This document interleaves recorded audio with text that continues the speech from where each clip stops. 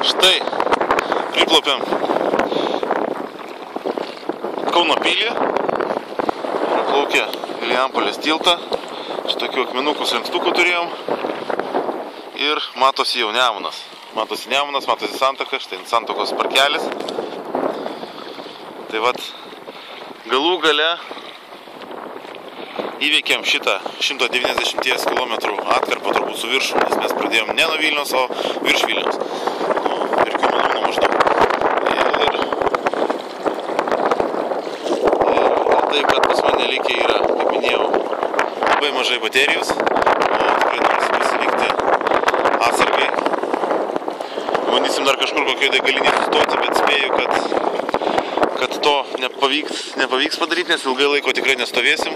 Kokį valandėlę kokią, galbūt, žinai, kažką pasikraut.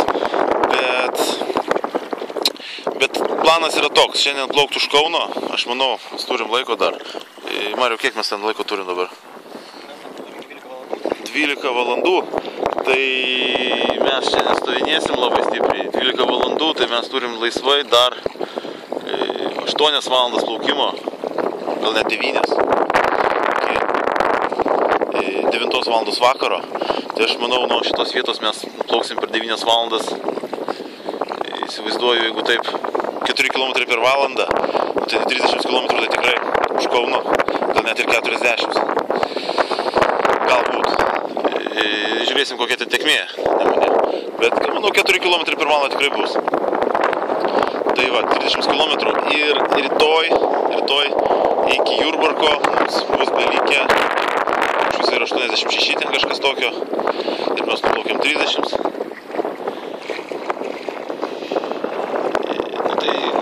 Lieka būtent dienos kelias, geras dienos kelias. Anksti atsikėlus, mes keliamės anksti, 6-7 taip, vėliausiai 8, taip 9 būnam jau vandenį. Bet greičiausiai šiandien, pavyzdžiui, buvom labai anksti, nuo kokių 5:30, 6 galbūt. Tai rytoj irgi aš manau, kad nuo 6-7 kažkur pradėsim. Ir manau, jau užsakinėsim, kad draugai atvažiuotų pasiimti Jurbarką.